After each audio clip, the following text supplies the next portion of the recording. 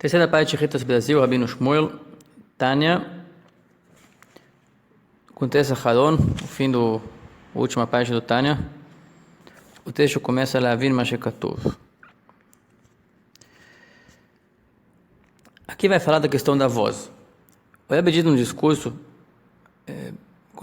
quando eu vou ler a pesquisa sobre ondas de som e ondas de rádio, que até mesmo de acordo com a ciência está confirmado o fato que o Zohar já disse há tanto tempo atrás, que existem vozes que preenchem todo o espaço. Lá falam de algumas vozes, de algumas vozes que expressam alguma emoção específica, e eles se despertam quando uma emoção semelhante surge. Então, a alma escuta aquelas vozes também ao mesmo tempo. Mas o que refere a hoje em dia, que já está claro, o Rebbe diz que cada voz que te faz é um movimento, e por menor que seja o efeito dele no local ou no tempo, local mais longe e posterior, mas algum movimento existe. Aquele efeito é permanente. Cada palavra que falamos. No Zohar diz o seguinte, que palavras de Torá tem uma qualidade especial, que eles sempre sobem e tem efeito em mundos celestiais, em mundos supremos. Quer dizer que o efeito de uma palavra em questões materiais pode ser grande, mas ele permanece aqui na Terra. Se for uma coisa necessária, como explicamos no Ayom Yom, uma coisa de providência divina, então aquele efeito é benéfico, só que é superficial, não se enxerga ali como isso traz a revelação divina para a mente e para o coração de todos. O estudo de Torá é uma coisa mais clara, e é tão clara que aquilo tem efeitos em mundos superiores. Agora, em estudos de Torá, e também depois vamos comparar com reza, palavras benéficas de mitzvah, existem alguns graus. O grau maior é quando a pessoa fala reza ou estuda motivado pela meditação na grandeza de Deus. Primeiro ele alcançou a consciência que Deus é uma coisa real, e disso desdobra um temor reverencial, um respeito, ou até mesmo uma reverência grande, depende do nível de consciência, pode ser o medo que nem na frente de um rei. E depois desdobra um amor, que todo o nosso relacionamento real e profundo é com Ele apenas. Então, como é bom cumprir nossa missão, como é bom retribuir a sua benignidade generosa que fez conosco. Aí tem diversas maneiras de conduzir a meditação para gerar diversas maneiras de amor explicadas na primeira parte do Tânia, que é a ciência de como rezar, como gerar emoções em relação a Deus. Mas aqui estão falando aqui o que acontece depois de rezar. Então, o primeiro grau mais alto é uma reza com amor e temor, derivado de meditação. Depois existe uma reza, menos isso, uma reza com amor e temor oculto, ou seja, a pessoa tem uma motivação geral para rezar para Deus, ele quer fazer os seus pedidos e se relacionar com Ele, só que não teve tempo, por exemplo, de meditar e que esteja exposto no seu sentimento, um temor reverencial exposto, que o coração bata mais rápido por amor a Deus. Mas de forma geral, ele sim está consciente do que está acontecendo e a reza dele é motivada por amor e temor genérico, que é uma coisa nativa, instalada na alma de cada judeu, por herança de Avraham, Isaac e Jacob, nossos patriarcas, como explicado no capítulo 18 do início do Tânia. Isso aqui é o segundo grau, porque aqui não é o amor e temor que você gerou, e sim você aproveita aquilo que lhe é dado.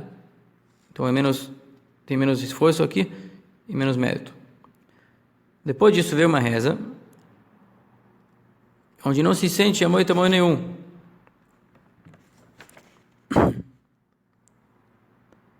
Quer dizer, a pessoa nem pensou aqueles 2 minutos antes, eu estou aqui rezando diante de Deus por causa que Ele me criou, que é um amor hereditário, pelo menos mexeu com aquilo há pouco.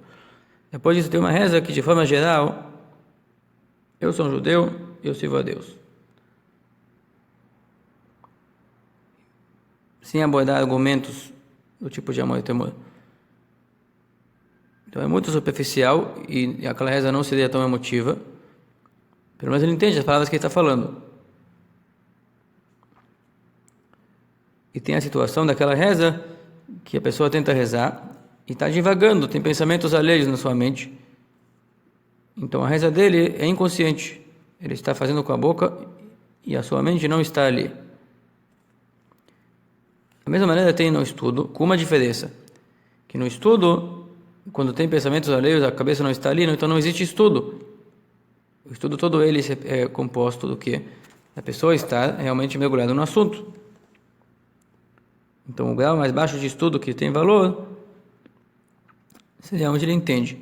Só que tem uma outra situação que a pessoa pode estar rezando por interesse de se engrandecer, de ser chamado sábio, que é o grau mais baixo quando se trata de estudo. Também na reza, se fosse uma reza totalmente falsa, mas necessariamente, obrigatoriamente, se a questão da pessoa é fazer uma apresentação de um religioso que ele não é, certamente a cabeça dele também não vai estar mergulhada nas palavras da reza. Então, de qualquer maneira, aquela reza está impedida. Então, o que acontece com essa voz? Uma voz que fala de comércio, fica aqui na terra, pode ser benigna. Se for uma de um pecado, é maligna, mas está aqui na terra, não sobe. Não tem efeitos supremos para o bem. Agora, uma reza e estudo tem efeitos. Vamos falar aqui de Torá primeiro. Fala assim, Torá sem intenção. A pessoa está estudando porque assim é a rotina, assim ele ensinaram, assim está acostumado, ele está acostumado todo dia a abrir o livro e estudar. E hoje ele não meditou antes o porquê que eu estou estudando. Está estudando porque eu estou porque é o meu hábito. Em algum momento ele criou aquele hábito por algum motivo, mas agora hoje ele não está lembrado do motivo. Então ele não está motivado. Ele está fazendo por fazer. Na verdade, o motivo oculto aqui é como se... Então isso aqui cria... Isso aqui não sobe na Sefirot do chakra. Isso aqui não está se transformando numa coisa divina. É uma coisa benigna. E surge disso aqui anjos, ou seja, representações espirituais daquele ato. Aquele ato é gravado e mantido permanentemente como um ser à parte. Um ser que tem, assim disse Rebbe Levi Yitzhak, o pai do Rebbe, corpo e alma. O corpo é o gesto para Deus e a alma é a intenção genérica.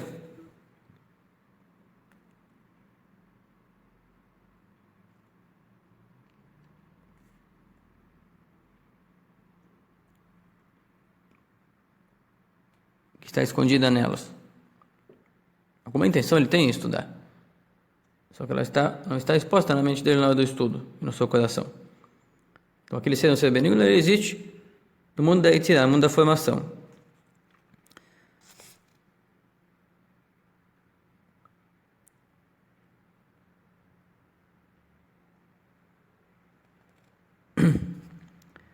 Agora, se for uma reza, se é feita com intenção, a pessoa está rezando com intenção de amor e temor a Deus, aquilo vai ter um impacto no mundo da criação, um grau acima daquela Torá feita por fazer.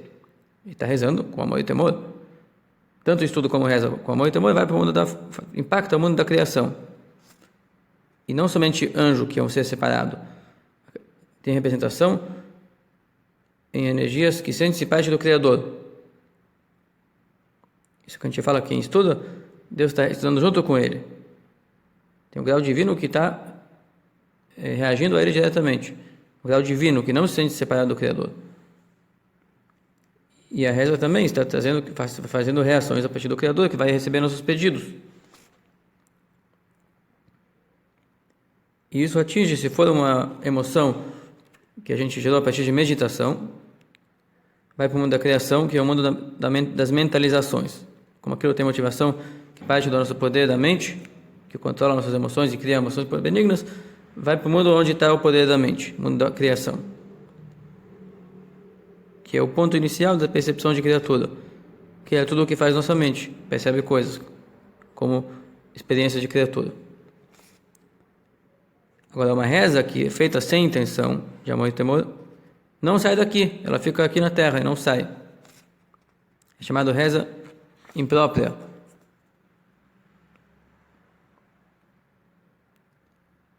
Então, qual é a diferença? Perguntou, por que uma reza não faria um anjo, uma representação espiritual no mundo da formação? Uma representação separada de Deus, mas representação benigna. Por que uma reza sem amor e temor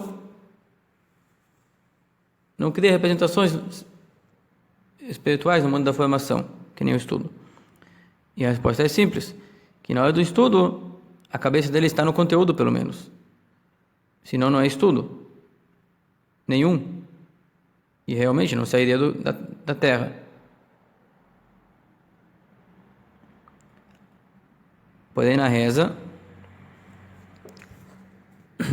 a boca dele está falando as palavras da reza,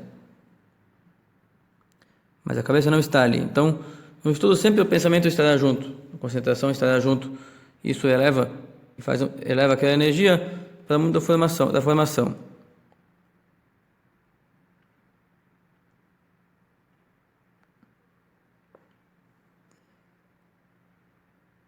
Enquanto uma reza, sem intenção alguma, é como um corpo sem alma. E ele não sai do grau do corpo, que é o mundo da ação. É um gesto sem motivação. Na verdade, é uma coisa que não faz sentido. Você está falando com Deus, fazendo pedidos, totalmente desconcentrado e não percebe o que está fazendo. Está pedindo por pedir, sem pensar no que está fazendo. Então, como você não valoriza o teu Criador, essas palavras não são dignas de ser apresentadas diante dele. E não saem do teu grau, não saem como se não fossem faladas. São faladas porque, se não for uma intenção maligna, foi sem querer, como a gente vai explicar. Tem como resgatar essa energia e mandar ela depois corrigida.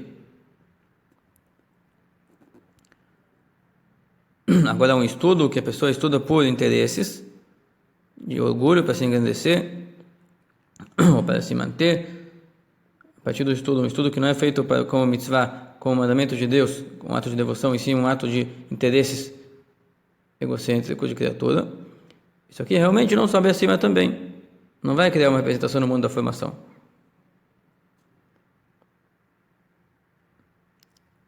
Então, uma intenção imprópria no estudo. Da mesma maneira, um pensamento, uma reza imprópria, por desvalorização do Criador, uma reza distraída, não sai daqui do mundo e não sobe. E nesse ponto, então, no estudo tem a vantagem de que a mentalização acontece. Então, se não tem lá algo impuro, tem uma representação espiritual na forma de um anjo de corpo e alma no mundo da formação, que pode testemunhar em algum momento que essa pessoa se ocupou tal e tal horas da vida dele, não foram desgastadas, não foram em vão. Ele aproveitou o tempo dele para o bem. Então tem uma apresentação que possa depois testemunhar que valeu a pena manter esse homem vivo naqueles momentos. E terá sua recompensa. Só não tem um impacto imediato, que nem uma mitzvah com amor e temor, que ela repercute em Deus direto e imediatamente. Um anjo não testemunha o que aconteceu, mas a repercussão imediata não acontece tão intensamente.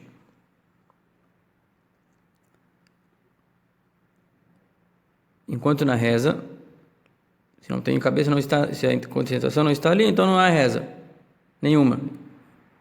E ele está perdendo o seu tempo a princípio. Rebbe não é assim, ele não está perdendo o seu tempo, porque tem o outro lado, que de como as pessoas têm dificuldade de se concentrar na reza, e Deus é misericordioso, permite corrigir as rezas, já que a pessoa, quando vai rezar, tem uma intenção geral de cumprir um dever, de sim se relacionar com o Criador. Só que ele tem uma tentação uma déficit de concentração e não consegue se concentrar. E o mundo distrai muito.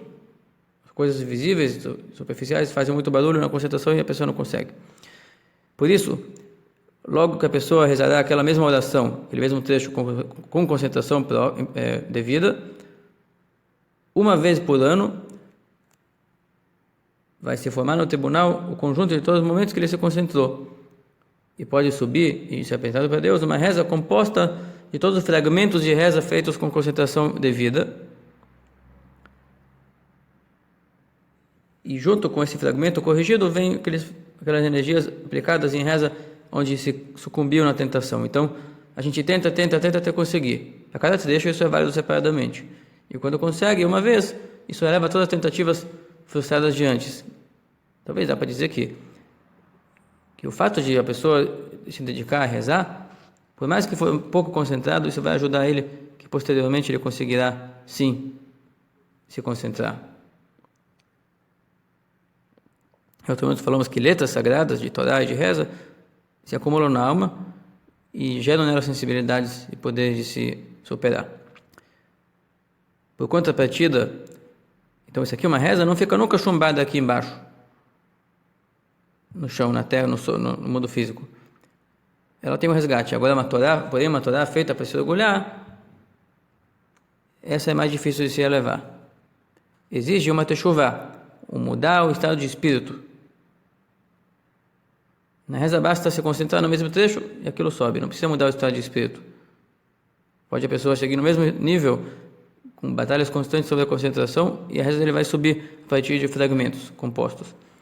Enquanto estudo de Torá, enquanto ele for orgulhoso, enquanto rezar para se engrandecer, tudo o que ele estudar, nesse estado de espírito, está preso aqui no mundo da Siyá, no mundo da ação, e não sabe até ele fazer chuva e mudar seu estado de espírito, que aí sim, toda aquela energia vai ser resgatada da mesma maneira que o resgate da reza, mas exige um esforço maior, porque exige mudança de estado de espírito, não só repetir a ação uma vez de forma corrigida, e sim mudar todo o seu estado de espírito, toda a sua sensação na hora de estudar, toda a sua motivação. De qualquer maneira, todos têm correção, e voltando para o mesmo, como todo é feito com providência divina, então, assim o mundo é, porque assim é a maneira de elevar o mundo. Por mais que ele puxe para baixo, que ele tenha gravidade e inércia, Hashem quis que haja inércia e que nós superemos ela. Por isso, existem os erros, eles fazem parte do programa e tem como resgatá-los. Shavuot Tov, até aqui o Tânia do dia 28 de Cheshvan.